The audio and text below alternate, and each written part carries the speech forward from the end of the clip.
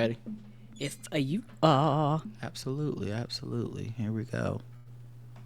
Hey, welcome to another episode of the Blackout Tuss podcast. I am your host, Rod, joined as always by my co-host, Karen. And we are live on a Monday night, ready to do some podcasting. Find us everywhere that you find podcasts. The official weapon of the show is Bone Jail. And the unofficial sport, Bullet Ball. And Bullet Ball extreme. Of course, we took yesterday off, but we're back today, ready to do some podcasting. Karen, do you have any banter? Banter is just what we did over the weekend. Oh, that's fine. So okay, yes. Can we talk for a minute?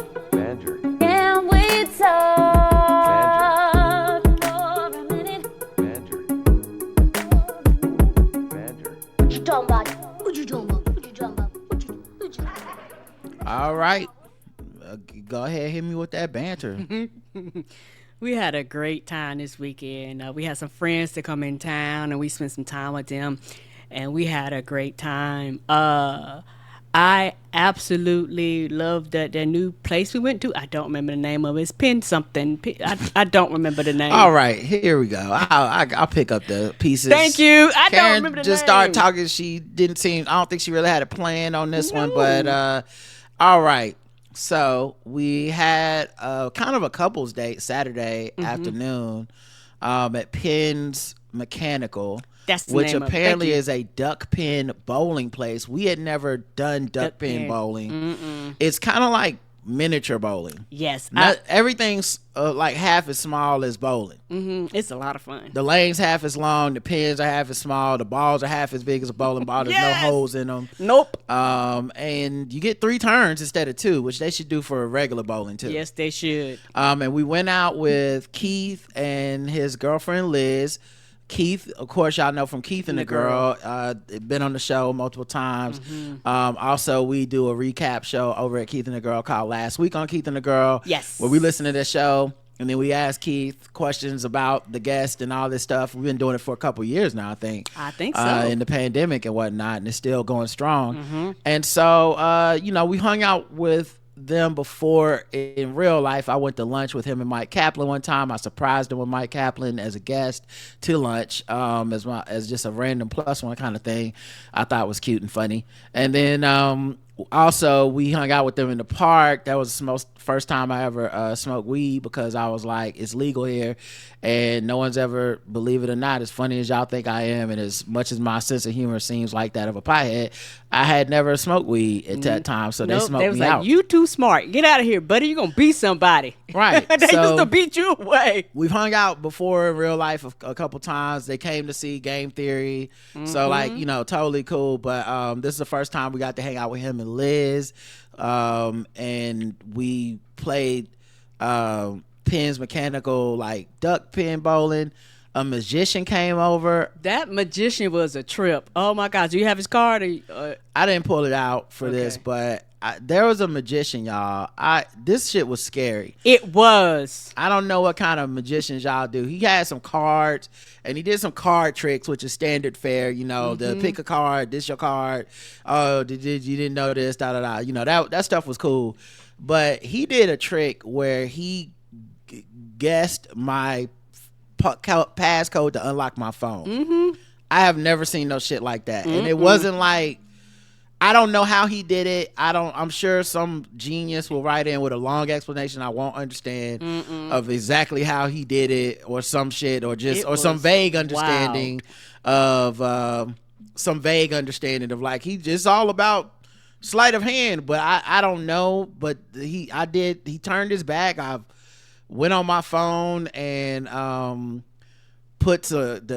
told me to open up the calculator app, put in my PIN number. He wasn't looking. Put in a random number. Then he told me add a random number to it, and then which I did not look at the random number. I did not memorize the random number, and I hit equals or whatever, and the total. He was able to say, okay, this is the total number. All right, cool. Now count from 1 to 10, which I did. And each time I counted, he would be like, okay, the first number is this. Okay, the second number is this. Every time. The third number is this. Okay, the fourth number is either this or this. And he was right. He had the code. And I don't know what the fuck that. I don't know what kind of devil magic that was. It was.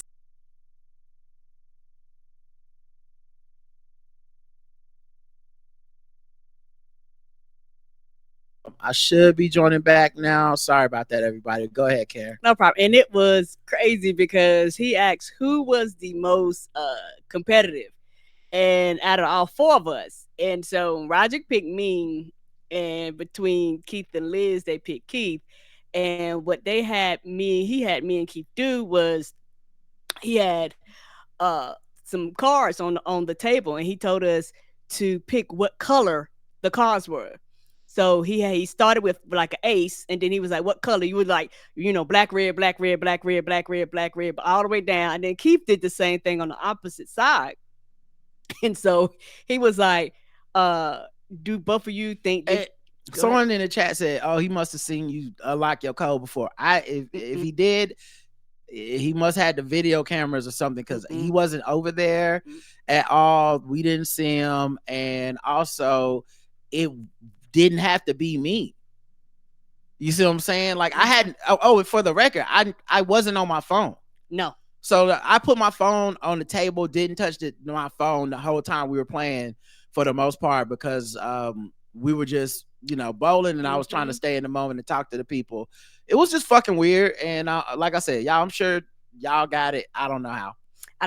It was just really wow, because like I said, he had asked me to pick a series of colors. He asked Keith to pick a series of colors, black, red, black. So me and Keith went all the way down. And so you're watching him mix, like you were literally looking at him do. He didn't turn his back or anything. You literally watching him like mix the cards and do all this stuff in front of your face. And then he flipped them cards over, and literally, if it was a red ace, all the cards behind that was red. And if it was like a black ace, all the cards behind that was black, regardless of what me and Keith picked. So I picked half of the deck, and Keith picked other half of the deck. So you're going, black, red, black, red, black, black, black, black, red, black, red, black, black. So he was going back and forth. And when he flipped them over, literally all the cards was black, all the cards was red. I was like, oh my goodness. And Negroes love some magic. So I had a motherfucking ball. I was screaming. It took everything in me not to run off. Child, if we hadn't been at the bowling alley, I might have. I was having a good time. I was like, oh my goodness. But yeah, so that magician was amazing. That was fun. Then at the end, he said something about how like he had a sick son or something, and he needed some money, and I was gonna give him money anyway. I mean, he already knows my PIN code, so he could take it if he wants. But right. So I just gave him like $10, and then Karen started opening up her phone to give him some more money with Venmo. I said, "Stop! What are you doing? He gonna know all your Venmo information. Then we ain't gonna have no bank account. Just $10 is more than enough for both of us." We also got to play X-Men, the arcade game, because they have arcade games in there that you don't have to put any quarters in. You can just play them. Unlimited play. Yeah. Now the pinball machines you have to pay. And I forget, there's something else. There's like a couple things you do pay to play, but a lot of it's just free to play. And so us and Liz played X-Men, which is one of my favorite beat 'em ups, but I've never beat it. And I thought because I was a kid at the time, I just never had enough quarters. I just was like, man, the game is just impossible to beat, but you have fun for a few levels, and no, it's like 20 minutes to beat the whole game. Yes, about $700 worth of coins. Yeah, you gotta do a lot of quarters, but it is not a long game. And this kind of reminds me of Golden Axe, where I got Golden Axe for my home Sega Genesis, and I was like, this shit, I could beat this game in less than an hour. But in that arcade, though, you got 10 minutes, and you like, I don't have $75. Yes, and we had basically everybody had like unlimited lives, and it was so much fun. And I had never got to the end of the game, so we were just playing to the end. I was like, oh, so we gonna play to the end? I was like, oh, we going to the end? Yeah, no, it was doing that thing that arcade games do, where like the first boss you beat comes back in the last level, and you got to fight 7 of them at the same time, and you beat up Magneto, but it's really Mystique. And then you fight Magneto again. It's really Mystique. But then why is Mystique so damn tough? she should be regular Mystique tough, not Magneto tough. Um, but yeah, it was so fun. I played Miss Pac-Man. I showed Karen how to play tag team Miss Pac-Man. Mm-hmm. And I was killing Miss Pac-Man. I got so far on just one life. I got the bonus extra life. I got past the kissing scene Yes, you all by did. myself, and then we did a little bit more before we died once the ghost got too fast. Mm-hmm. And then we had Max and went out and got some wings. Max And was really good. and it was, I felt kind of embarrassed a little bit because back in the day before the pandemic, when I with the Max, they had this thing where it was like pay like a couple extra dollars and we'll not only smoke your wings, we'll grill them. Mm-hmm. So you get them smoked and then grilled with the barbecue sauce on them, which is like, oh my God. Well, apparently, since the pandemic or since the last time I went, they just make all the wings smoked and grilled and they just charge more than they used to charge. Mm-hmm. Probably because so many people requested it. They was like, fuck it, just put it on the menu. We tired of people requesting it. Right. And so the smoked grilled wings at Max, they're so good, but since it's the default, I had told Keith, like, yeah, man, it's like this secret thing on the menu and you can order it smoked and grilled. Just tell them it's a $2 upcharge. Man, everybody it's just the baseline for all wings. So I was like, I guess it's not a secret no more. It's just those are how the wings come. So you don't feel like getting nothing special. But yeah, we had a good conversation. Mm-hmm. Laughed and joked, had a ball. Yeah, and then the next day we went out to early lunch with Miss Christabel and her family, and had some good fish tacos and just caught up about life and living and talking and just all kinds of stuff. So that was fun too. So it was we was outside a little bit this weekend on this hot weekend, just hanging out, and I just didn't feel like doing a show Sunday. So we didn't do one. That's what happened. You were tired. You went to sleep, and I was like, "Oh, I'm just gonna let him sleep." Yeah. So did I miss anything for your banter? That just about. Karen won the first Pins Mechanical Bowling match. You know what I did? Keith won the second one. Yeah. And the thing I like about it, I think I like that more than regular bowling, and it's hilarious though because. For those of you that bowl, because like everything is cut in half, it's almost like an oversized skee ball, almost the bowling ball. And so it's light. And so for somebody like me, it's actually, I love it. Cause when I go bowling, I got to get like the 3-pound ball, the 2-pound ball, cause the bitches be heavy. And so, you can kind of like do almost like a skee ball, and when the pins are like on these strings. So, and one time they got caught and stuck, and the people had to come and kind of untangle the strings. So it resets like bowling, but it doesn't like all fall down and all that type of stuff. It like the strings are like because the pins are connected to strings, so they go down, and then you see them like pick up, and sometimes when they pick them up, the strings that are holding the pins together will wrap around each other, trying to clear, and it'll reset itself several times. So I actually really enjoyed that. And some people beside us before we left, I think they rented like 2 lanes. It was like all children. I was like, yeah, I could see people with like smaller children. Well, kids bowl free. Okay. So it's a good place to take your kids, for stuff like that too. It's like a family place until a certain time of night. I think until I did 9. do this thing that I don't know if other people do this, but it's probably an anxiety thing, but it actually helps with my anxiety. Because I had never been there before. I went to YouTube and looked it up. Like, so before I went there, I watched like 3 or 4 YouTube videos about Pins Mechanical, how it works, what they have in there, the amenities, and and there's people that just, if you're in your city, they'll be like, they just go out and do stuff, and they're like, hey, the parking is like this, the drink specials are this is what time to go. So it was, and then sometimes the businesses even put out stuff, because I think Pins Mechanical is like a chain. It's just, I don't know if it's more than one in Charlotte, but there's more than one. And then Duck Pin Bowling is like a thing too. It's more than one of those in Charlotte. Okay. I didn't know that, but I think the kids are there to 9, and then they have like drinks. No kids after 9. Yeah, no kids after 9, and then they have like drink specials, and it was too hot and stuff, but they have like an adult size slide, so people could do the slide. You could do the swings. Like they was having all types of, they were doing this thing with like trash cans or like these big old balls, and they were tossing them and making them bounce to go into the trash can. So people were having a ball with that. Yeah. So that was cool. And then I had a couple random things to add. Um, uh, the Not Like Us video dropped on July 4th. It did. Everybody's pointing out everything, and I'm not doing a breakdown of it because it's like I think there's more than enough breakdown, and I'm not necessarily a visual artistry fan. Like I'm not big into like music videos and being able to tell you the reference to like this thing, but there's a lot of it out there for the Kendrick stuff. Mm-hmm. And also because I know music, I know I know rap, not music. I know rap a lot. I know it really well, and I know Kendrick really well. So it was very easy for me to break down his lyrics and references and go back to like Drake songs and stuff, because I never, unlike a lot of people that dislike Drake, I never didn't listen to Drake. Right. Like I would always keep up on it because I was listening to everything in hip hop, all the new shit. But I just wasn't necessarily a fan. I just would be like, okay, like that's cool. I see where you're coming from. Right. He have a bop every now and then that I like, and Hotline Bling go always in my jam no matter what. Yeah, but I knew enough Drake stuff to know the references that Kendrick was making to Drake stuff. So that's why I felt different about breaking down the music side of things as opposed to the video.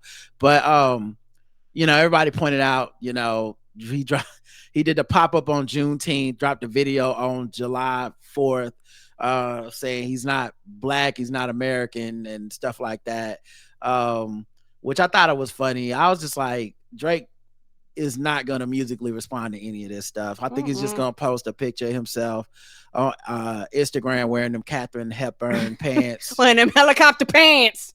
With a caption like, I heard some guy dropped a video today, some bullshit like that. Big ass parachute pants and gonna float away. So I'm not, I'm kind of, until Drake drops some music or something, I really don't feel like there's much left to say. And maybe he doesn't either. Maybe he's not going to say shit. There's a place in Charlotte that sells candied fried chicken. Ooh, I did not know that.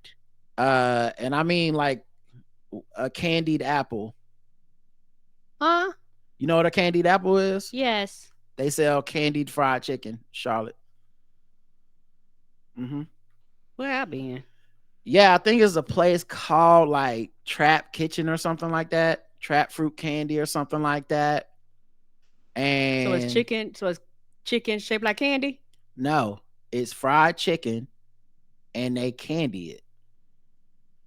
So it's fried chicken and they dip it in like the red sauce you do with the candied apple. Yes, candy coated fried chicken. Oh, okay. Here's the post on their Instagram at Trap Fruit Candy and Co. And that's the fried chicken,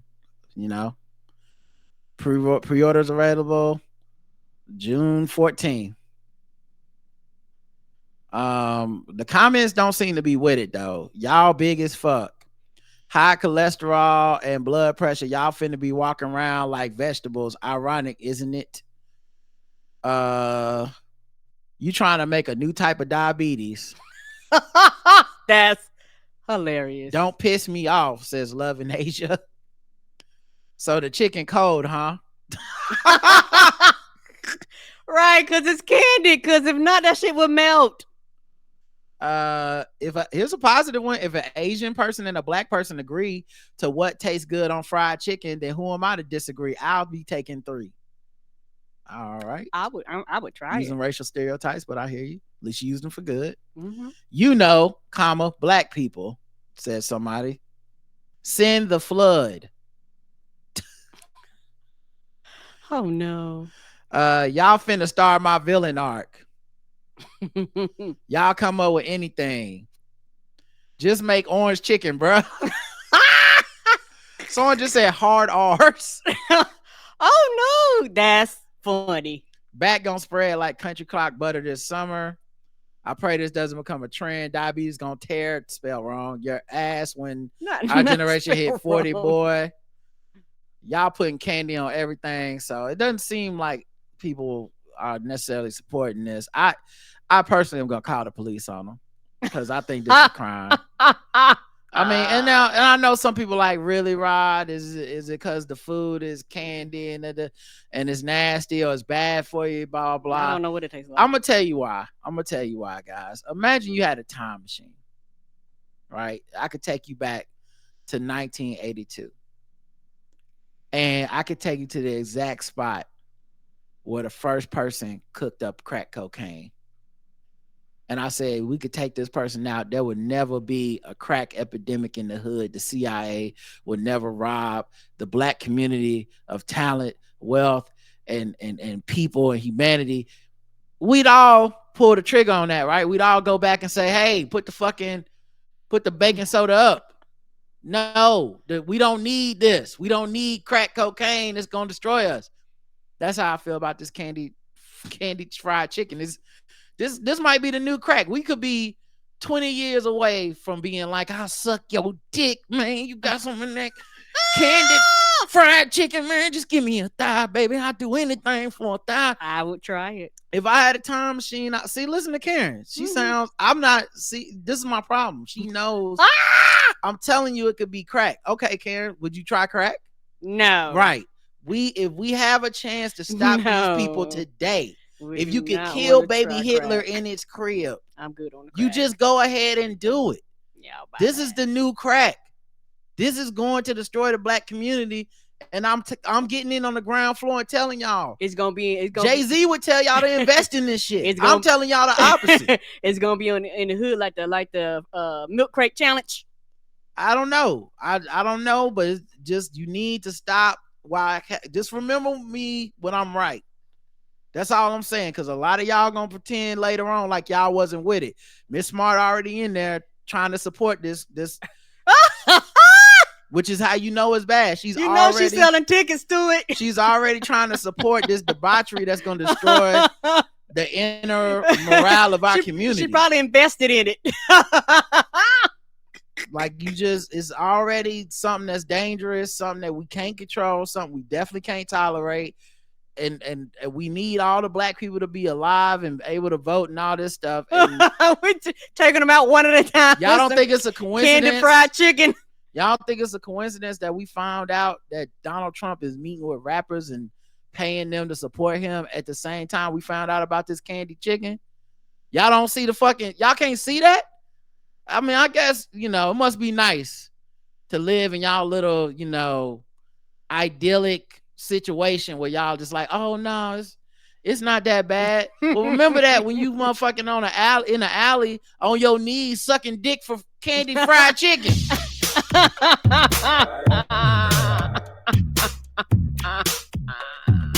Open your third eye. Open your third eye.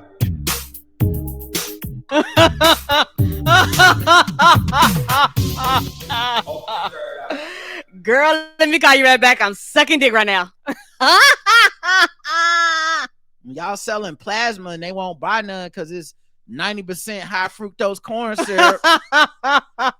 Remember that shit. Selling your sperm, they was like, no, this baby, there's gonna be something wrong with this baby. This baby's sugar gonna be high. I need the Biden administration and Kamala Harris to promise to pass laws against this shit. To shut this down before it gets out of control. This is a campaign promise that we can run on. Okay? All right. Well, so I'm gonna write your vote down as no to candied fried chicken. No, of course not. This is crazy. What's wrong with y'all? I finally started watching Them season 2 on Amazon Prime.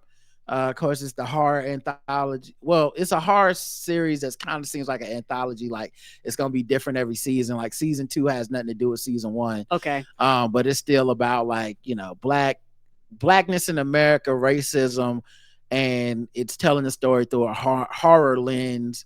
And I enjoyed season 1 tremendously. I actually thought it was really well done. I hate that Black Twitter and people try to destroy the shit before it even got made. Is whatever. I enjoyed it a lot, and I thought it was actually really smart and well done. And yeah, it was brutal, but it was brutal because that is what white people and racism is in America. And right? It ain't pretty. It didn't flinch away from it, and it's just it really bugs me out that if you would have called this shit Saw and made everybody in it white, people would have been like, what a great horror series. Or if Yeah, you call I it can see that. American Horror Story or some shit Mhm. like that, people would have been fine. But the second that you put, hey, we're going to directly talk about racism, the trauma of racism, and the unfairness of what has been done to black people in America, you get no's from both sides. You get the I don't want the woke DEI people mad, and then you get black people being like, nah, I can't take this, blah blah blah. So at any rate, I started watching season 2. It hasn't grabbed me like season 1 did out the gate. It's been like I'm on like 2 or 3 episodes in. But I will say a thing I forgot that I loved about this series is how well they liked black dark skinned people. That shit matters because we have seen things. I've seen enough movies and films where they don't light us good, and man, we look bad when they don't light us good. Yeah. But yeah, it's like it just looks so good that I'll probably end up finishing the whole thing, even though I'm not drawn in yet. I'm trying to see where they're going with it. I do like the time period that they picked. It's like 1992 LA after the riots, right Oh, around the that's an Rodney King interesting verdict. time. And one of the main characters is a black woman who is a police officer. So I'm assuming at some point, in addition to just the like general racism and the dual sided like thanklessness of being a black officer around that time, I'm assuming we'll also get a lot of like internal, like the police and the terror that they do to black officers, this terror that they do to black people within the community.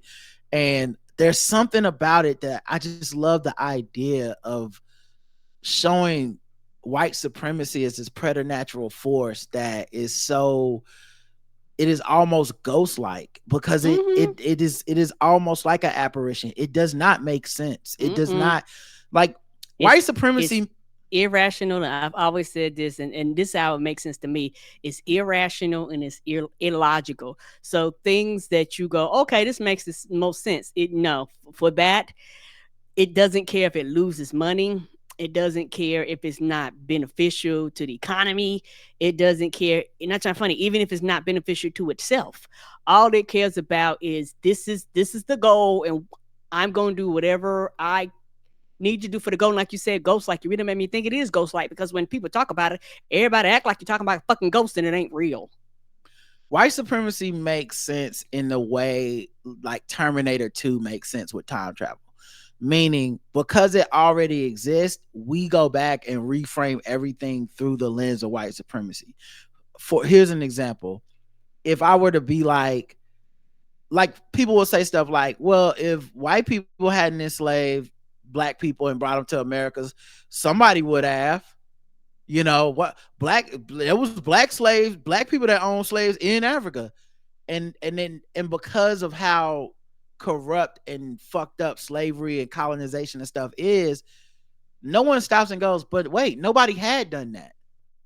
Nobody had done that yet. Nobody had over here. Indigenous people lived in America. They were not slaving and colonizing and going, I own this, and write up the deed to that. And like but it basically insists upon itself, like, because it exists, therefore this is how it will work. And there's something that is ghostly about that. There is something that is illogical about that, and how it corrupts and shapes everything.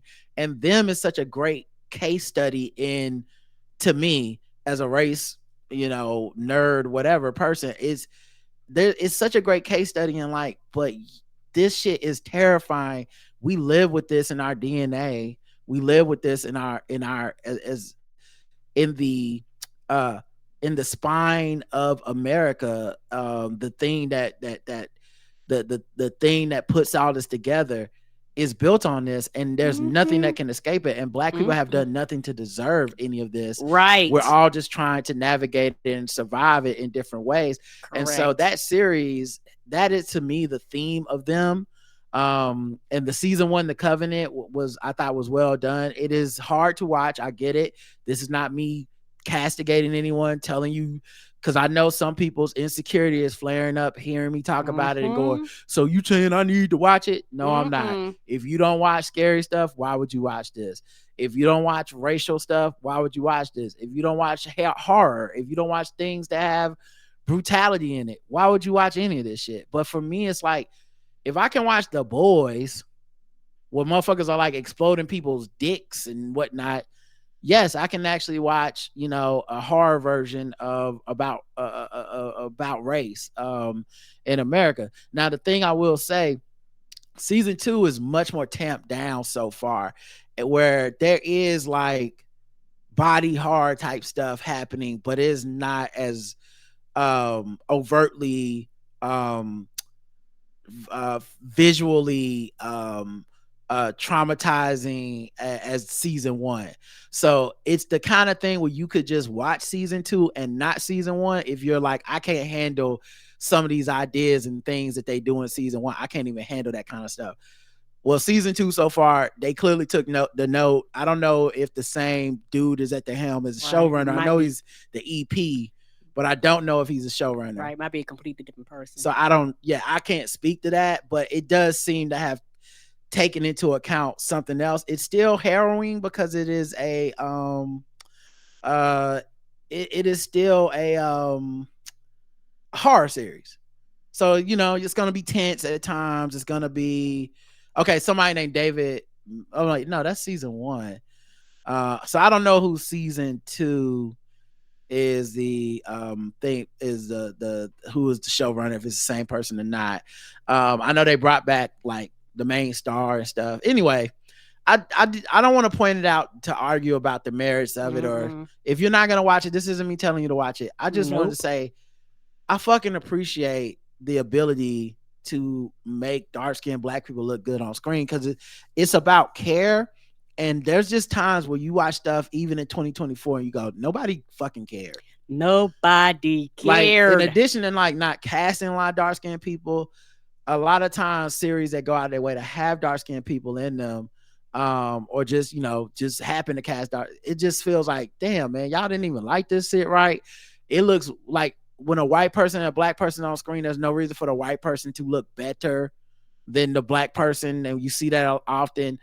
Obviously, people have gotten a lot better with it. I think Moonlight really was a huge one, and Black Panther was huge for just people recognizing how much it means to audiences to have Black people that are dark skinned that look good in front in on that camera. Yes, and the lady who did a lot of the lighting for Black Panther, she was a white lady, and they were kind of interviewing her, things like that. She was like, yeah, she was like, this matters. She was like, I actually have studied and I've taken the time to learn how to light people. And she was like, ever since this, she said, I've been getting hired for a lot of jobs, training other white people, how to light Black and brown people. She said, it's actually not that hard. It's just, they don't teach that shit when you go it's to about lighting care. school. It's just about care. Some people, Moonlight, they damn near had to invent different ways to do it because they did a lot of night shoots and stuff, but they did it. They got it done when it needed to be done. Ava DuVernay is another person outstanding. I've never watched one of her shows and felt like, damn, this looks cheap. The makeup and the hair and the lighting looks off. Never. You might, whether you like the show or not, like the quality on that camera is always there. And she is a person that goes through like she puts people under her wing, teaches them those techniques, and so shout out to her. Last thing I wanted to bring up is I'm watching Supacell. I'm on the last episode. It's Black British, basically the TV show Heroes. And by Black I mean like it's almost exclusively all Black. Like there are very few roles of white people on the show. Not that there's none. It doesn't feel like Message. They're not being mean or isolating white people. It's not don't talk to white people. It's not like that. Every white person you see isn't like racist or some horrible person. It's just not about them, which is like pour it in my veins. That is exactly the kind of TV I like, where it's just like, I'm gonna tell a Black story. It's not a Black story to exclude anyone.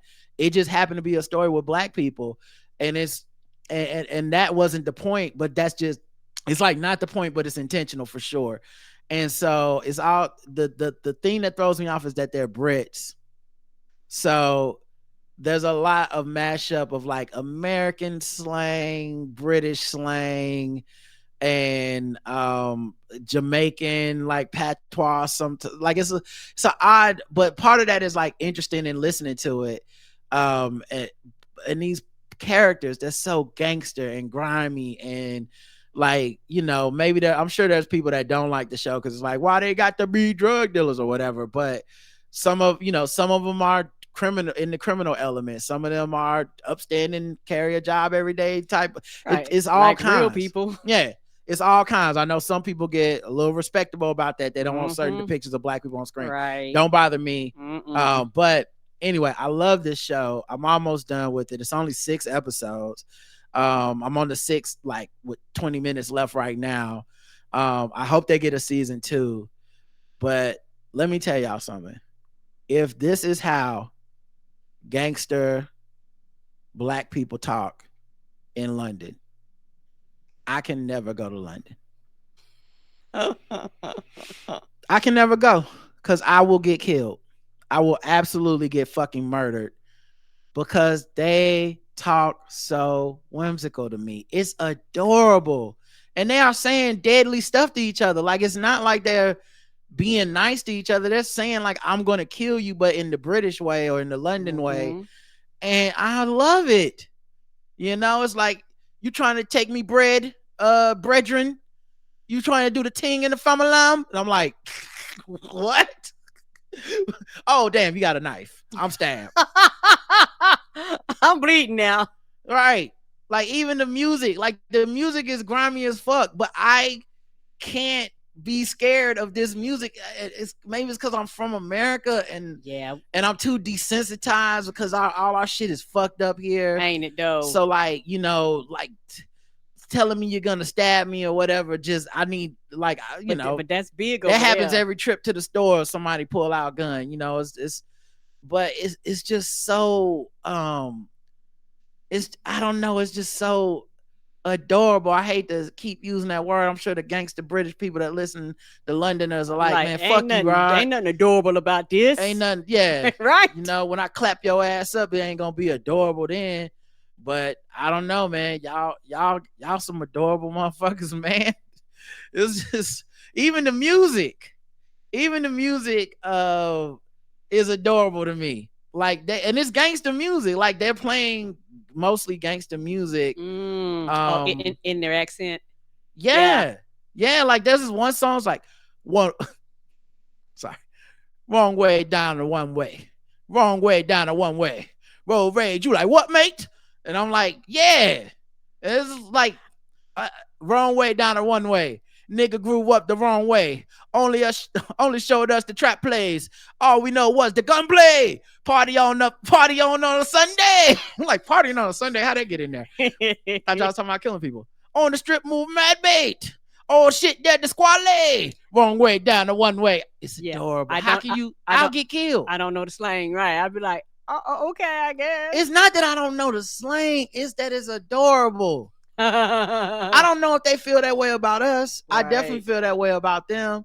And then, I mean, listen, if a motherfucker's gonna kill you, the last thing you want to be thinking is your adorable senses kick in instead of the like I should run.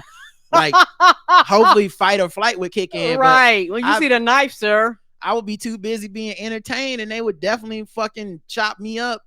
Cause I'd be like, oh man, y'all say chop them up instead of stab. Oh, that's I can't feel my lungs. What talking about is you laughing at us, dog? Right. They wouldn't even say it like that. They would say it some other. They'd be like, "Oh, you cutting up now, mate?" And I'd be like, "What? Stop talking like that." I'm not cutting up. I don't know what you mean. Why do you have your gun? Why do you have your knife? Remember? Some of them got guns. Oh shit! Thing. Like that was the thing. The first episode they just had knives, but then by the end of the second episode they had guns, and I still wasn't scared. They were showing up with 2 guns out in front of a group of people, like, we about to make it a mad ting and mash up the such and such, and I'm like, what does that mean? I mean, I know y'all got guns. Y'all about to kill everybody. I don't want to offend. Oh man, that's not the purpose. What a fucking great. But anyway, the show is great. Everyone is beautiful. Like I feel like the casting call is just beautiful black people, please. Good. Just everyone's beautiful. The powers and all that shit is like, I feel like the budget for the powers, I wish they had like an Amazon Prime the boys type budget, because like I like the powers, but it seems like they have to use them sparingly to some extent just because of the budget, I'm sure. Yeah. Like I would love to see what they would do with like a AAA budget, because just the way they use the power, black people are so creative and innovative. Just the way they use the powers and stuff, besides that, with just like the deft touch of not having the money, it still works. Like, they can do this special effect where like their eyes glow to let you know that they have powers. And so they'll use that in a lot of scenes where I'm sure you can use special effects to put that in after. And so that way you can save money on, like, I don't have to show you that he could punch a hole through this wall, but if they had to punch a hole through this wall money, they'd be punching a hole through the wall instead. So I do kind of hope that they get I hope they get a season 2, and I hope they get a big budget. I know a lot of Black American people are fucking with it. Yeah, that's how I even heard about it. Yeah, I mean, it's just and I hadn't heard anything else about it. It was word of mouth. I think I just looked on my Netflix and it was like Supacell, and I was like, what is this about? And I won't spoil anything for you. The characters are frustrating in that almost every opportunity, characters take the time to do the most frustrating fucking thing they can do. People don't work together, all that stuff. But that's a TV thing and a writing thing. You got to keep the conflict. Yeah, if you had nothing but smart characters, it'd be a boring show, because everyone would always do the right thing and know what to do. Yes. So I do highly recommend that one. I'm not even sure how good it is. I just know it hits everything I love: blackness, superpowers, and those fucking adorable gangsters. They're so adorable, even when they're beating up people on the street, even when they're shooting people in the back. It's just too adorable. And they totally got me hooked on this show. So I'll definitely be back for season 2 if they do it. They could put out season 2 tomorrow and I'm there, because it's just that good. And of course, you got the gangster run one way down the runway or whatever. Black brick grime music that's also adorable to me. Now look, those motherfuckers might really be about that life. I don't know. You know what I'm saying? It's a little different than America. They were shooting each other up over weed. Over here, I feel like it had to be crack or heroin or cocaine or something. But over there, they was ready to get gangsta over smoking weed. So it's just a little different. But yeah, I hope y'all check that one out and enjoy it real quick. So all right, let's go into the show. And do some news real quick.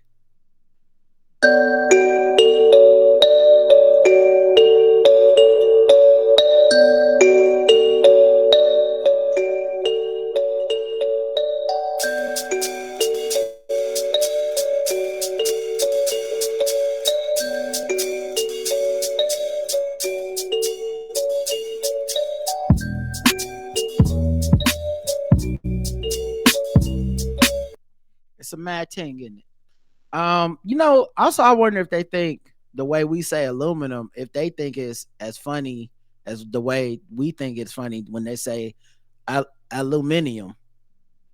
Aluminium? Yeah, over there they say aluminium. Oh. Yeah, we say aluminum. And whenever I hear one of them be like aluminium, I'll be like, that's not how you say it. But they came up with the word first, I'm sure. We're speaking English. All right. So they probably saying it right and we saying it wrong. And I bet they look at us like, these dumb Americans.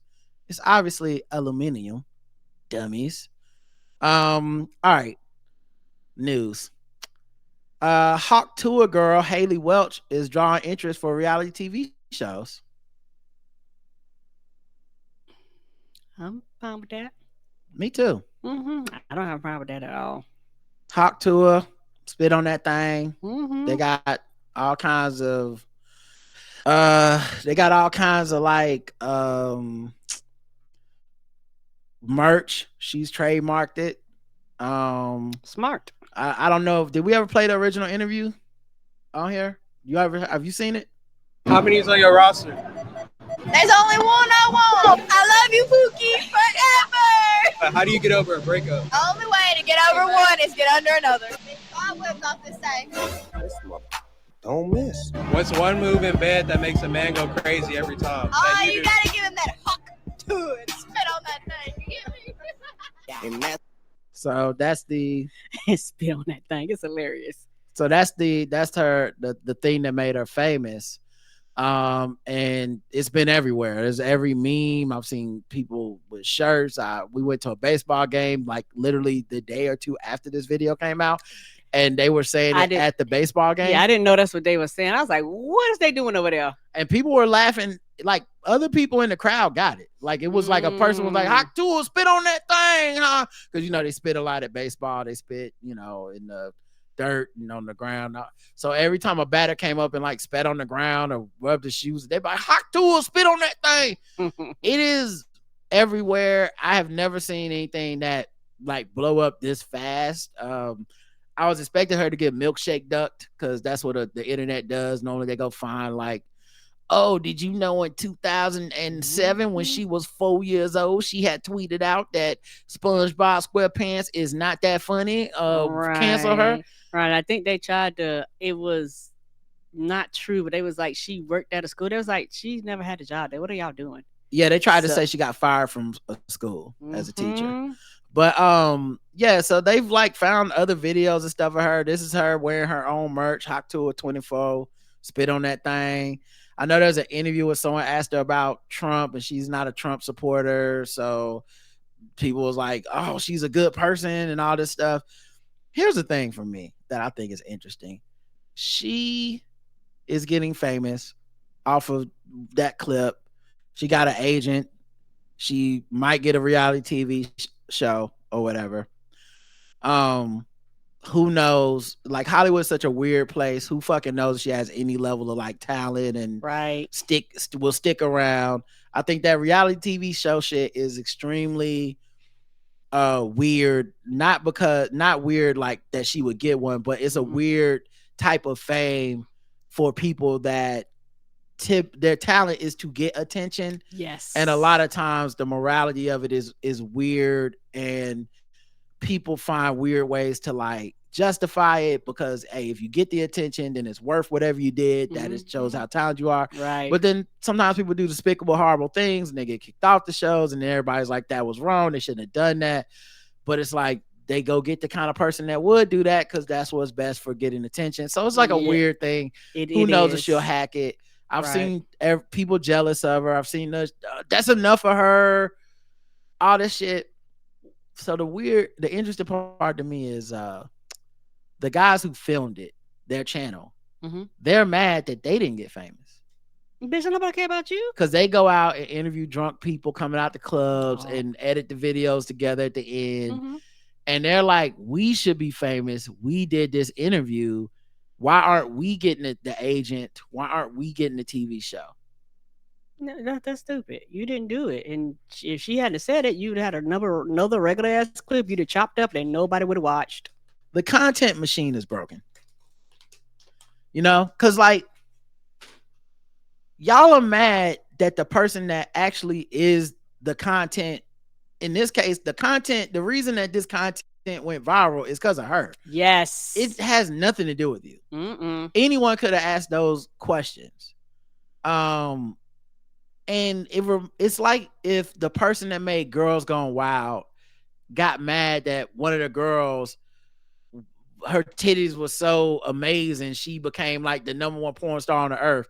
And then that dude that made Girls Gone Wild would be like, I should be the number one porn star on earth. It's like, no. All you do is give women t-shirts so they'll show you their titties so you can put that shit on the internet. Right. That's it. You didn't do anything. No, you no talent. What are we talking about here? As for her, I mean, we'd all take that check, I guess. Like, people keep talking about it like it's an integrity thing or whatever. All it means is that Hollywood will latch on to anything to try to get the next thing to blow up. I don't expect her to be like, no, guys, that's enough. Like, yeah, ride it out. Who knows how long this will last? You could be the next whoever the fuck, old girl that did TikTok lip syncs, Sarah Cooper, you could be her. Mm-hmm. Get everything you can, because when the shit runs out, it just runs out, and then everybody throws you away, and they go, "Wasn't that stupid?" And you become known as the Hawk Tuah girl, and we all make a joke out of it. You might as well make some money or get some whatever out of it that you can. So good luck to her. But I thought that was funny. Yeah. Like I said, and it's real funny that it's like, dog, what did you do? Mm-hmm. Yeah, you videotaped to put it out, but you probably have made hundreds, possibly thousands of these videos. And because I don't know who the fuck you are, still don't know who you are. Mm-hmm. So what are you talking about again? Why should you be getting any money? Right. Yeah, that was them complaining made me immediately go back all the way to her side. Mm-hmm. Because it's like, okay, you know what I mean? And I'm sorry to all the more talented people that just it didn't break right for them or whatever. This ain't even the kind of fame y'all was chasing anyway. Y'all not in the same lane for real. You know what I mean? Like if you've been like, it's like me as a podcaster being like, why does this bitch get a podcast? Like, we're not doing the same thing. So that's why I don't do the kind of thing that appeals to 7 billion people who want to hear me talk about dick spitting. Okay, so I'm cool. You famous in a different way. In other news, P. Diddy be wanting the body, and you gotta tell him no. This makes me laugh every time.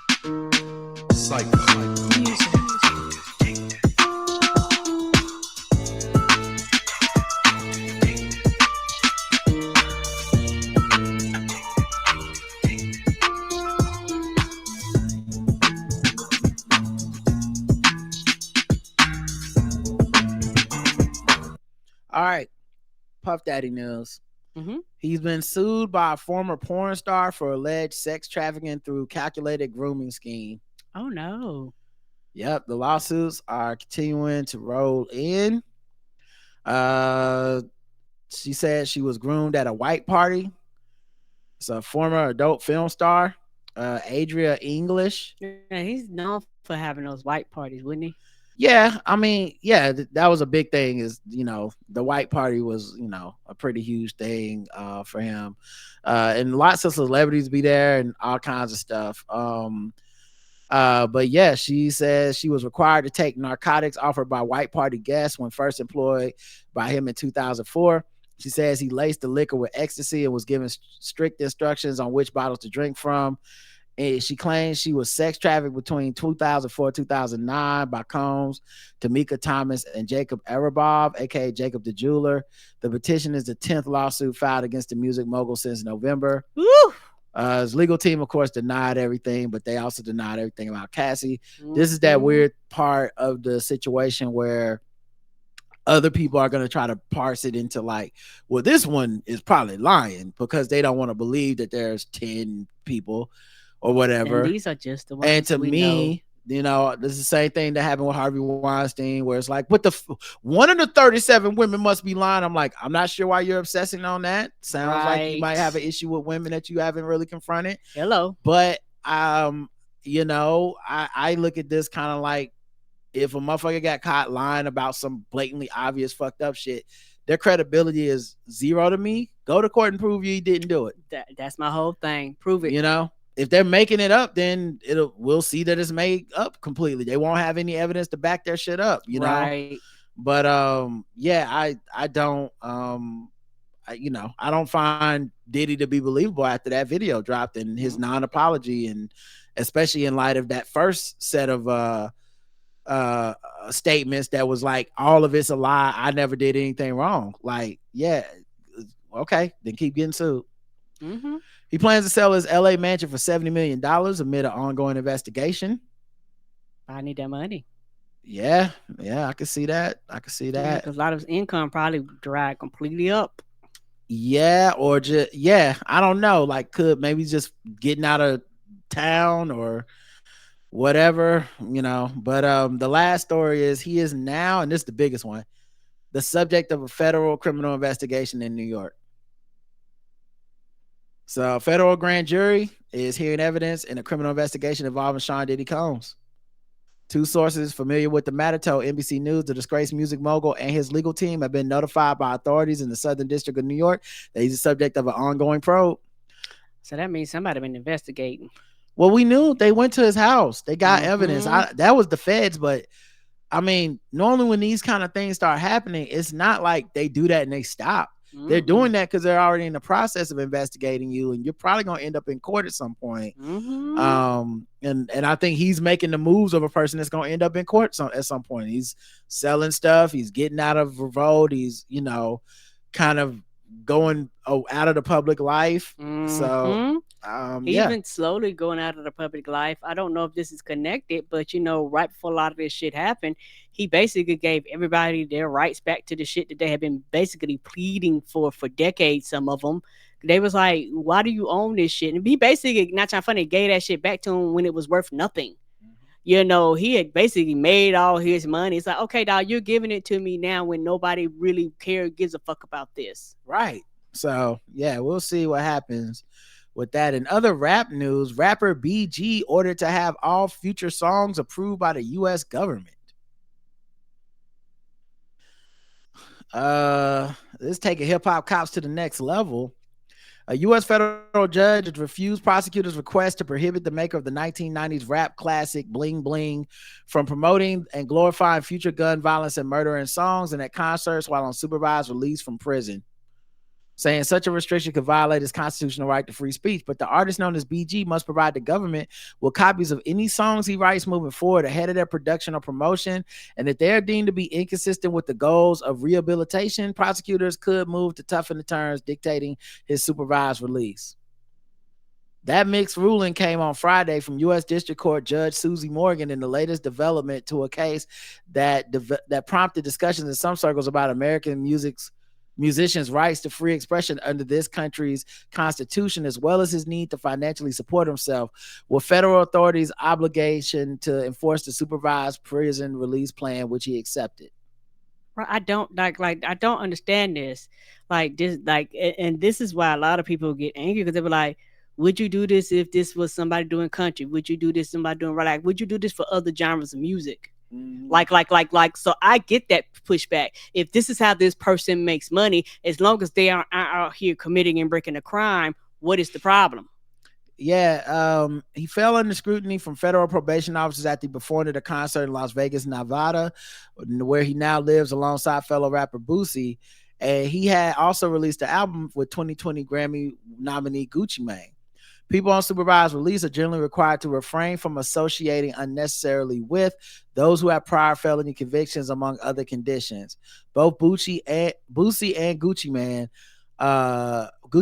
under their respective legal names, each have prior felonies. Damn. So I don't even know how you be a gangster rapper and don't be around people that's got felonies. I mean, those are just the rappers, but a lot of people backstage in the crew and all that. Some people even get into music because it's like, I got a felony. This is one of the few places I can work where like I ain't got to worry about checking that box. Right. Prosecutors also maintain that Dorsey did not obtain the necessary clearance to produce such work, which they argued also undermines his goals of rehabilitation, citing lyrics that exalted a pair of men who are serving life sentences after being linked to multiple murders and drug dealing and gang violence racketeering. So he must have shouted out like Big Meech or whatever, and they was like, hell no, come to court. They was like, we don't care about your rapping and shit, but you can't do this bullshit. You might have to, now that Malice is back to be in Malice from the why am I drawing a blank at my niggas' names? What grinding? Why can't I remember this? What's wrong with me? Mm-hmm. Malice and Pusha T. What's the fucking name of the group? Oh my god, has it been that long? Google it. Oh yeah, I guess I could just look it right up on my Spotify, right?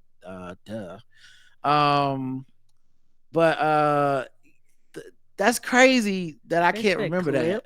The Clips, yeah. What the fuck? I about to say, that's what I see in the chat. It's the Clips, yeah. Okay. Anyway, what a crazy thing not to remember.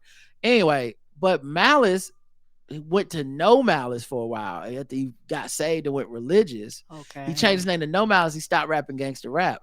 But recently he changed his Instagram handle back to Malice. So maybe we about to get some more clips. I don't know. But the point being, or maybe just he's seen what what Kendrick did. He said, you know what, hide the Bible, beat your ass if God watching. But my point being, maybe BG could do something similar.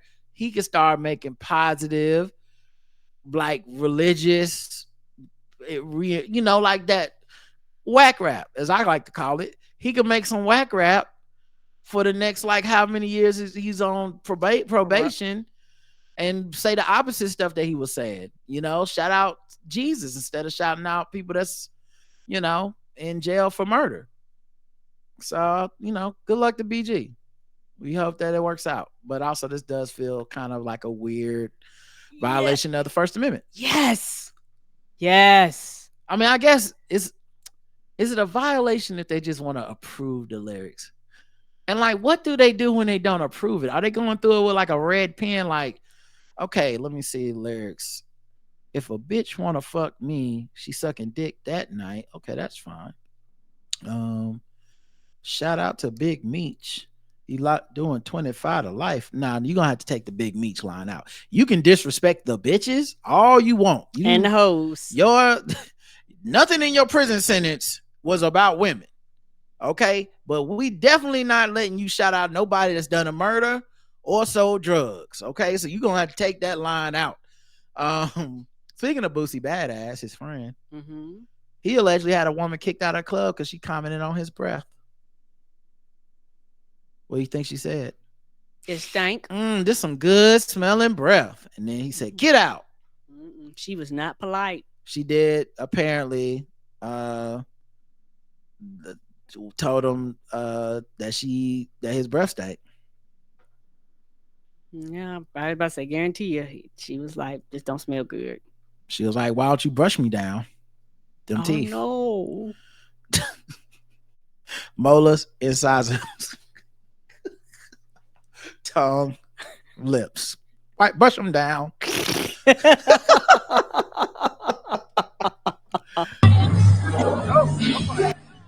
Oh, okay, that's her. That's the video she posted of him, me mugging her, recording him. Man, so he sent security up there. We at what we was at KOD. He sent security up there. They come to get me. I'm like, dang, I didn't. Look how y'all I'm small. Like, what? I didn't even do anything. Like, your breath was stank, but because I told you your breath was stank, you got me kicked out the club. I'm never going to nothing else. I mean, there's nothing else to get away from the breath. What I keep thinking is, like, you know how bad your breath got to stink for somebody to tell you? People been offering you mints all damn day and you like, refusing them shits. You in VIP. You probably paying for drinks. And it's probably $200 just to stand there and shit. And then you close talking to me. Because it's the club. You can't talk from this far. You got the, hey, what y'all trying to get into out there? And it's just on you. And you just, to have to, because, like, if y'all ever been around somebody with, like, real stank breath, it'll make you angry. I'm not saying it's rational. It's kind of unfair. But it will. But you get mad at them for having stank breath, and then you yelling back at them like, what y'all, and she probably had to say it more than once because the music was loud. You got to, it's this, they not like us. Yo, breath stink, huh? Yo, breath stink, huh? Stop saying, huh? God damn it. Can't you see my tears forming in my tear ducts? Shut the fuck up. And that person does not understand. Every day they get off of mint, they get off of gum, they get off of peppermints, Tic Tacs, and they say no to everything. I'm not saying his breath stank every day, but I'm not saying it don't stink every day. How can we know? How are you gonna beat the stank breath allegations? You say a lot of mean things about people. People that say that stuff don't have stank breath. I'm just saying. It's not a coincidence to me. Angela Simmons issues an apology for bringing a gun-shaped purse to the BET Awards. I regret this. I didn't know they made gun-shaped pocketbooks. She faced backlash at the BET Awards for carrying a gun-shaped handbag. They criticized her for being insensitive, especially since her son's father and her boyfriend, Yo Gotti's brother, were victims of gun violence. She initially responded on Instagram saying she liked the bag before issuing an apology on Instagram later. I saw her like posing with it. Now, Yo Gotti don't care. She just practicing. But love heart emojis, a green gun emoji, a laugh in the face emoji. So I don't think he took it personal. But you know, the internet is always looking to be like offended by Angry. something. Yeah. I just more thought it was corny and dumb. And now for the record, I'm not calling her dumb. I don't know enough about her to say that. I just think a black person carrying anything gun shaped that's not a gun is a dumb thing to do in America. Cause they shoot us for shit. Cops pull us over and be like, he had a phone. So I had to kill him. I was scared for my life. And a gun purse, oh, they absolutely will cap you up and be like, oh, damn, it wasn't nothing in here but some mints. Like I said, I didn't know these things exist. Apparently, it's a market for it. Well, you didn't know they exist because you would not buy one. I would not. You know, you have common sense. It also, I could get people saying it makes light of gun violence and stuff, but I think that's a reach. Cause like, if we're gonna start doing that in hip hop at the BET Awards and shit, motherfuckers have jewelry that have guns on them. There's all kinds of rappers and references to guns. Like, I don't think this is the place to like have the discussion about like you promoting gun violence. I think people just thought she looked tacky with the gun and pulling it out on the red carpet. She probably thought it looked cool at home. She was like, I'm gonna try something. And then she was like, oh, nope. And everybody got in her mentions. And because she read them and she cared, she issued this long ass apology that's like 4 paragraphs long and talking about gun violence and all this stuff. They're not reading that stuff. Somebody brought up a good point. What the fuck fit in there? I don't know. I'm saying some mints. Max. Bullets. She carried lip gloss. It's ironic, y'all. She carries her bullets in her gun purse. So whenever she need to shoot somebody, she get her real gun. She like, hold on, let me get my gun purse, get my bullets out. This motherfucker talking too much shit, right? And that's what saved a lot of people's lives, because she got to take time too long to get to the gun, the bullets. So you can leave by then. You gone. You know she's still trying to find the bullets. She done calmed down and been forgot what she was mad about. Keith Lee is in the news. He got into it with Taraji P. Henson, kinda. What happened? This is at the BET Awards too, which I didn't watch. I did record it. I'll watch it at some point. But I guess she mistakenly identified him as another influencer. She was supposed to give a rose to the person in his seat, and I guess it was him instead of whoever it was supposed to be. And so then he went to social media and posted something that he ended up deleting. He clarified later, the reason I did this had nothing to do with Taraji P. Henson. I wholeheartedly believe that wasn't my rose. He also described the award show as extremely unprepared and unprofessional, citing last-minute seating changes for himself and his wife. Seemingly without seeing Lee's follow-up, Henson addressed the issue on Instagram, downplaying its significance. She commented under @MorningJuiceboxTV. Morning Juice Box. Okay. Life is really too short for this behavior. And she explained that Lee wasn't in his assigned seat during her segment. Henson suggested that Lee's reaction stemmed from a bruised ego, saying he will be fine.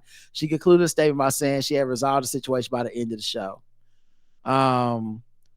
So then I know people like, first of all, people love Keith Lee, and he's super positive guy, makes wholesome content, former MMA fighter. So then everybody points out he got hands anytime somebody doesn't like something he did, to be like, you can't beat him up. Although that would kind of like go against his whole image if he started beating people's ass because he didn't like something they said or did. But at any rate, it just seemed like people really cared a lot about this shit. And it's not like it was dissolved on both sides. Resolved on both sides. Yeah, well, they did dissolve too, but yeah, resolved. Well, I don't know if it was for real or not. Because like I said, Keith made like some videos about it, then deleted it, which could have, maybe, I don't know why he deleted it. If he deleted it because he's like, this is a bad look for me to have something out here that's kind of trafficking in something negative. His fans will harass people and go at people too, even when he tells them not to. I agree, right? So it could be that. I don't know exactly what would do that, but she apparently gave the flower to Jordan Howlett and not Keith Lee because he wasn't in the seat that she thought he would be in. And who knows, maybe the award show messed up, put him in the wrong seat, or had told her he was going to be in a certain seat and he wasn't. Right. She might not really even know Keith Lee like that. It don't sound like she knew him by sight. Right. You know, and then it became like a weird thing about his wife, and like it's just I don't know. It seemed like people are starting to turn on him. At least from what I'm seeing. Like I saw people take something he said about, like I think at the pre-show, they asked him like, what celebrity would you like to have dinner with? And he was like, my wife, who was standing right beside him on the red carpet. And, you know, I saw people that thought it was extremely sweet. And I saw people that was like, man, this nigga trying to pretend like, you know what the question is, motherfucker. I'm like, I've never cared this much about Keith Lee, but I definitely am not in the camp of like turning on him or like he's a deity. It's just like, I thought it was a cool thing he did with the restaurants and the food. And it's all content. I'm not a believer in stuff like this, so it's just, you know, like all the God stuff he says doesn't move me. That's not a thing for me. So when he's talking about being a vessel for everybody in their business, I'm like, what? You're human. Some motherfuckers you ain't gonna like. Sometimes you're gonna say something that you regret. It's just, you're human. Right. The vessel of God stuff, I'll just leave it at the door. We all make flaws. We all have flaws. We all have shortcomings, right? Yeah, but if you never put them up on a pedestal, you don't have to take them down. Agreed. And so I just always thought, you know, it was kind of a cool thing he was doing.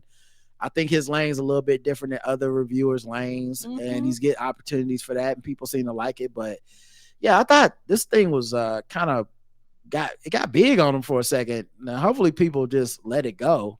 They will. Unless he's just really low-key an asshole and we all about to find out. I think, you know, this is probably the end of that, right? It should be. All right. Let's see. Anything else I felt like talking about? Oh, yeah. Let's do a little bit of fucking with black people, and then we'll get out of here. I gotta go to the store. Where's my fucking with black people music? There we go. Hey,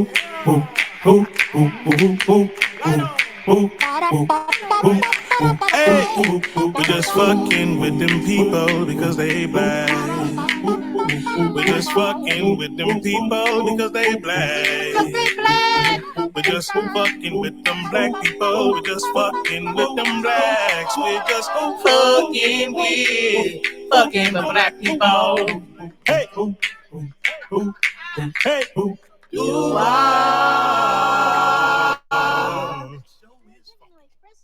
Okay, so in the chat say he dropped the rose on the ground or something instead of like taking it because it wasn't for him or whatever. I don't know. All that stuff that happens in the moment at award shows, I don't know how people get so hung up on them.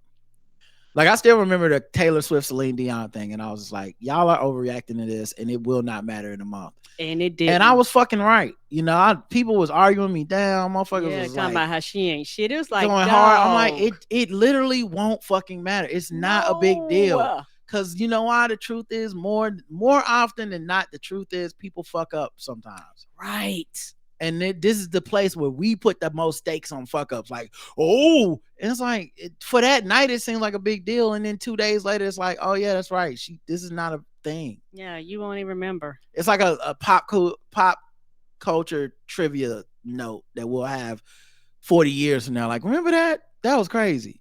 You know, and that's stuff that we thought was cool that turns out to not be cool. Like Madonna kissing Britney Spears and shit like that. We go back and go, oh, maybe that was fucked up. Right. It's just whatever. Anyway, fuck with black people. Trump pushes for the return of controversial stop and frisk policy. Yeah, despite being deemed unconstitutional, Trump wants to bring back this police tactic. He's calling for a reinstatement of controversial stop and frisk policy as part of his anti-crime platform, despite its history of disproportionately targeting black and brown communities.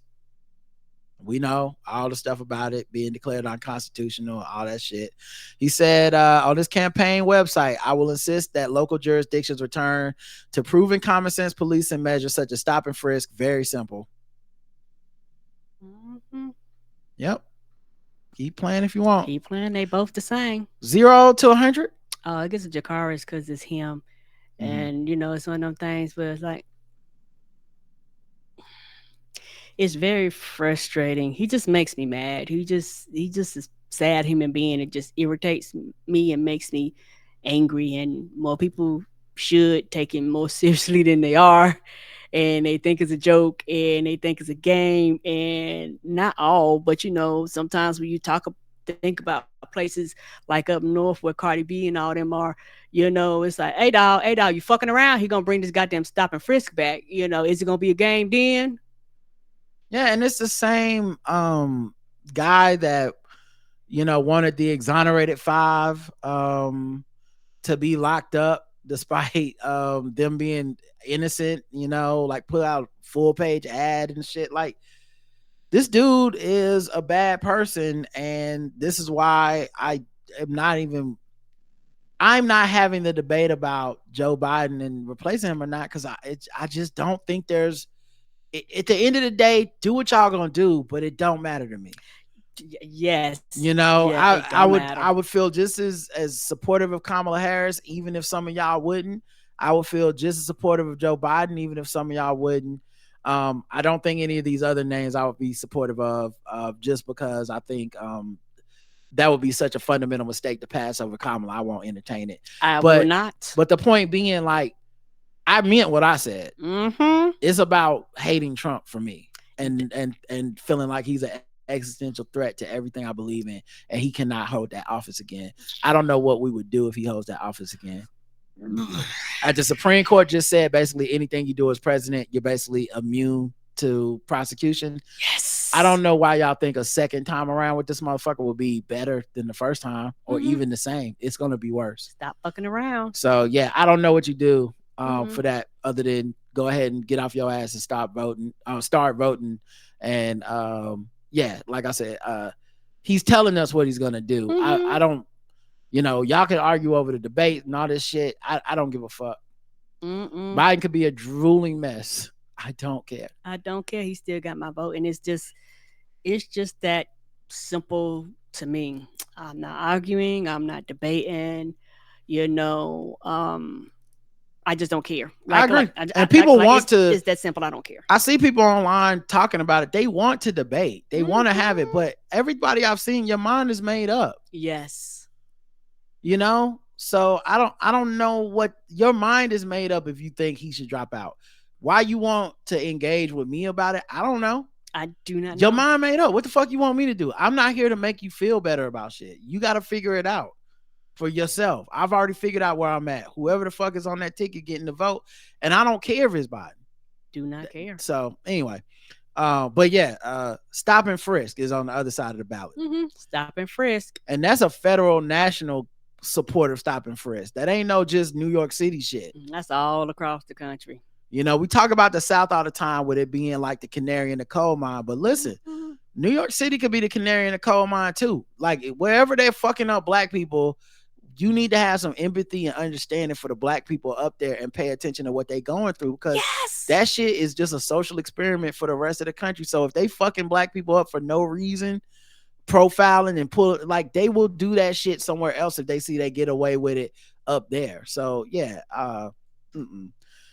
Social media reacts to New York Post labeling Kamala Harris as DEI president. A New York Post tweeted, America may soon be subjected to the country's first DEI president, Kamala Harris. Subjected. It's from Charles Gasparino in their business section. So this is not an opinion piece? I mean, it's not an editorial. It's definitely an opinion. But obviously this is DEI with the hard R. Because that's not what DEI means. Diversity, equity, and inclusion. That's not what a DEI president is. Not. That's not possible. So yeah, everyone called it out for the racism. The tweet is still up. They don't care. The article's still up too. Oh no, they don't care. Yeah, it's like when they call that mayor DEI mayor in Baltimore. And it's like catchwords. yeah, we know what this really means, and it's not, it's not about diversity, equity, or inclusion. It's just another way of othering somebody and pointing out their race. 0 to 100. This gets 2 scores. It gets just a cards because it's fucked up, but it also gets a 0 because I don't care. Like, this is the shit they do. They're going to do this, and my energy is limited, and I can't pour it into everything. I feel you. I give it a Dracarys. I got plenty to give, plenty of energy everywhere. The other part of it that I think is funny is that there were people pointing out, oh, well, if she's the candidate, I hope y'all ready for a bunch of this type of coverage of her, because there's this idea that a lot of people had this rose-colored glasses of like, well, once we get rid of Biden, every negative thing about him goes away, and every negative thing about the next person they'll just be welcomed with open arms. It's like, no, they won't be. But I'm not going to use this as an example of that. The reason why is because something like this is so racist and stupid. Everybody's going to dunk on it. This is not like when I talk about racism and Kamala Harris, I'm not talking about this over the top New York Post shit. Because every well-meaning person can identify this as racism. No, I'm talking about stuff when they just go, she's unlikable. Mm-hmm. That's it. Oh, well, her poll numbers. There's something about her. She just doesn't communicate in the right way. I listened to this podcast with Ezra Klein, where they talked about is Kamala Harris underrated, and I think they talked to like a media person that was in Kent with her campaign for a while or something. And it's a pretty good, thorough discussion that's about an hour long. And no offense to these two people, but they both sounded not black. And the thing I kept coming back to is just the inherent racism within the discussion that just is never going to be talked about. But one of her shortcomings is her kind of inability, quote unquote, or reluctance to sell herself as a DEI person. Like, she does not get up there and easily just do like what Barack Obama does, where Barack sells himself as like the vision of America. Hey, I'm everything the melting pot is supposed to be. Son of immigrant, brought to America, mixed race, Harvard educated community activist, blah, blah, blah. And then you go, wow, that is the story of America, and that man should be president. He was amazing at selling his story. It's why so many people that we know, or just, that you see out here, I don't know these people, but so many people feel like personally hurt that he turned out to be a president. He had to do the goddamn job. He had to be president. He couldn't just be the story that you told your kids at night to say you can do anything in America. He had to go do presidential shit that meant people weren't going to like everything he did and said, right? Mm-hmm. Kamala Harris just has never really done that. She hasn't really been good at it, but she also hasn't seemed to want to do it. Right. She seems to be the kind of person that's very direct in a Hillary Clinton-esque way of, I want to do this job because I can do this job, and I'm good at doing this job, and I'm qualified enough to do this job.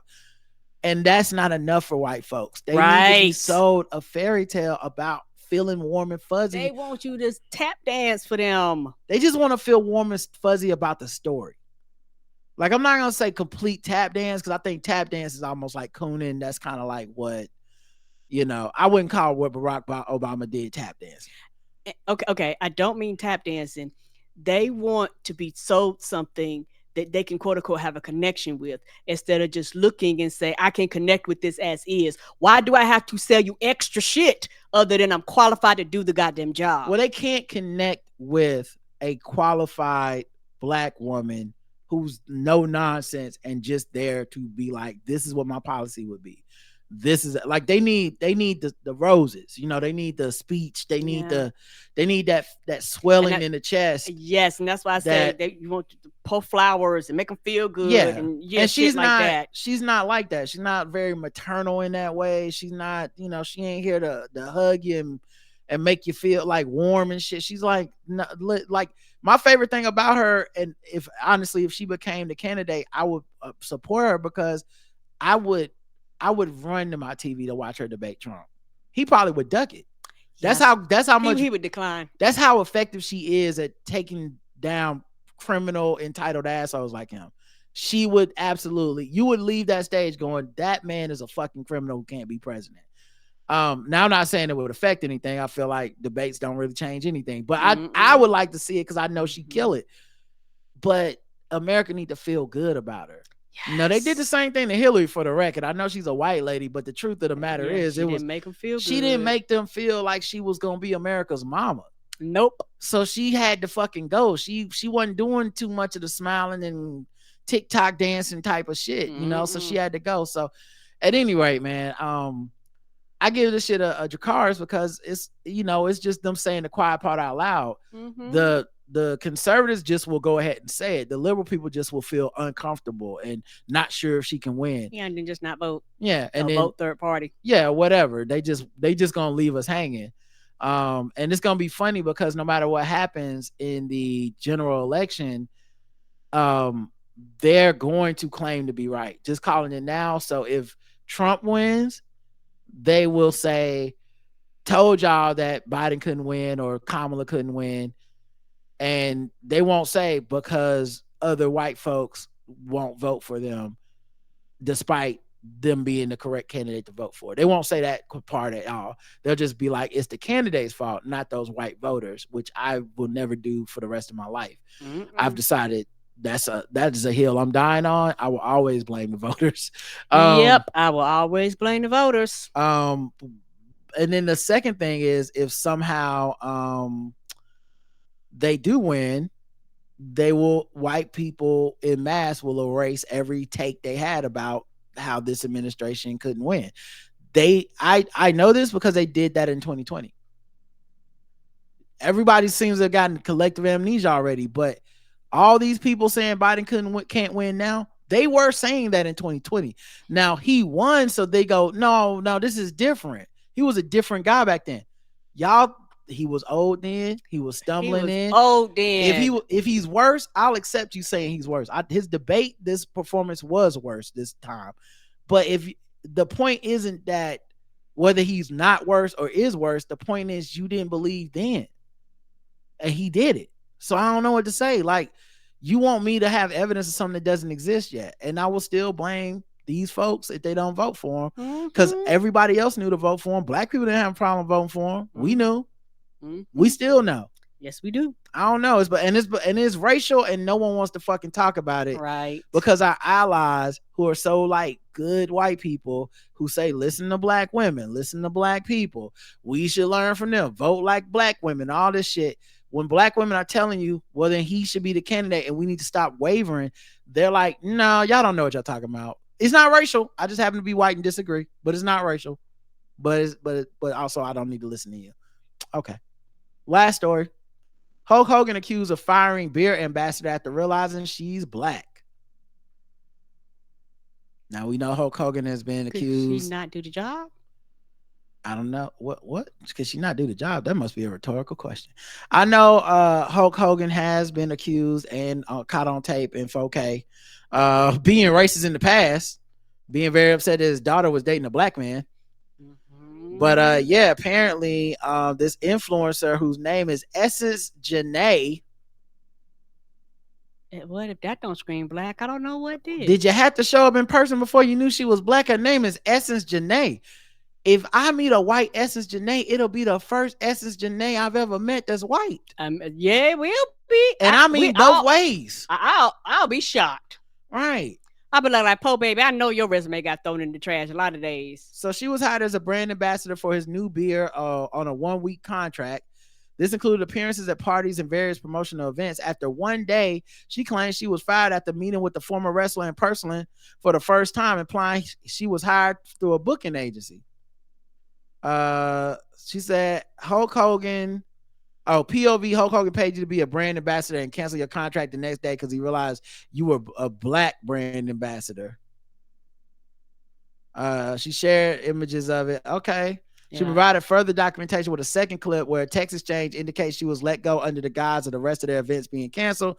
Upon checking social media, however, she discovered the show went on without her and another black woman she worked with, but featuring 3 non-black women instead.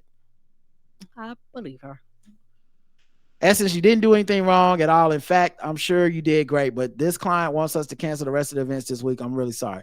Oh my God, what happened? Are they only taking me off of the events, or are they canceling the events completely? All the rest of the events are going to cancel completely. And they probably didn't think she would check up on it. And then here's the events with the white girls drinking the Hulk Hogan beer on the boat. Mm-hmm. Yeah, it would be a and problem. Daisy Dukes. You literally sent yourself up for a lawsuit. Why did you lie to me? Right.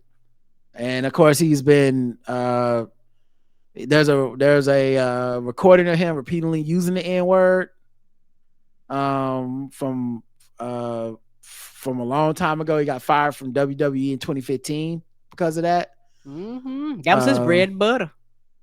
And he had released a statement after that went viral 8 years ago. I used offensive language during a conversation. It was unacceptable for me to have used that offensive language. There's no excuse for it. I apologize for having done it.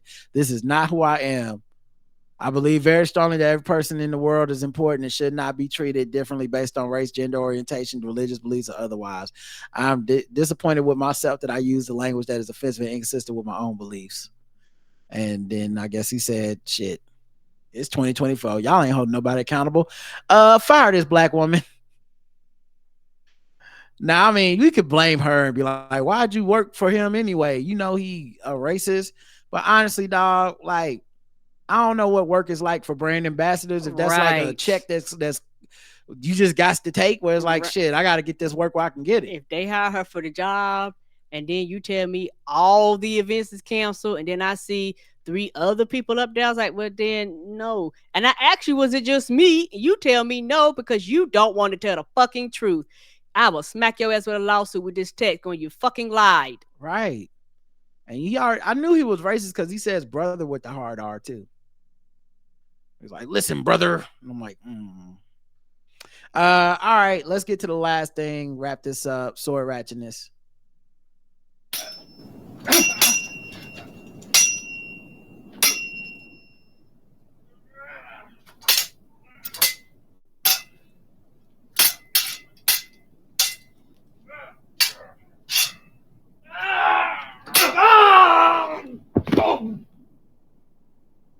Sword ratchetness. We go around the globe, find different articles, and read about people with these swords and how we really need to get this shit under control because it is already out of control. Pittsburgh, Pennsylvania. A man is in custody after he allegedly attacked 3 other people with a sword inside of the Wyndham Grand Hotel in downtown Pittsburgh. Damn, ain't that the fancy hotel? I've never been to downtown Pittsburgh. I was thinking Wyndham. Oh, I don't know enough about hotels. You know me. I don't be going nowhere, but it sounds fancy. Mm-hmm. According to a criminal complaint provided by KATV, police were called to the hotel just after 1 a.m. on reports of a person bleeding and screaming in the hallway. Once they arrived, they learned the attack occurred in a room on the 5th floor. They observed blood on the floor and the wall of the 5th floor near where the room where the attack occurred. Was there blood on the dance floor too? Apparently so. They spoke with the victim, who said the suspect, Jake O'Leary of South Carolina, was in town with 3 other people for Anthrocon 2024. The hell is that? Anthrocon. I'm gonna Google that real quick. I know it ain't got Sounds nothing like to do with ants. anthropomorphic. Okay. It's the premier furry convention. Oh, okay. Yeah. So, you know, where people Lots dress of up as costumes. animals. Mm-hmm.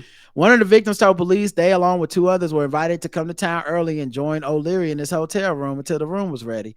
As they all went to bed, O'Leary, according to victims, yelled something to the effect that Allah does not approve and came back brandishing a sword. He began to swing the sword at other occupants in the room, causing bodily harm. What? Allah does not approve? What are you even doing at the furry convention, sir? Ain't that why are you here? One victim suffered a severe cut that split her right pinky finger to her ring finger, which was over 1 inch. She also suffered tissue damage down to the bone. The victim was able to transport herself to the hospital. O'Leary was transported to the hospital to be observed by a doctor. After he was cleared, he was taken to Allegheny County Hospital. He now faces a charge of aggravated assault. Oh, yes, my God. Yes. Go to the jail. What are you doing with a sword in a hotel room? You don't even stay there. Right. You're not even from here. That's just your carry around sword, dog. You just travel with your travel sword.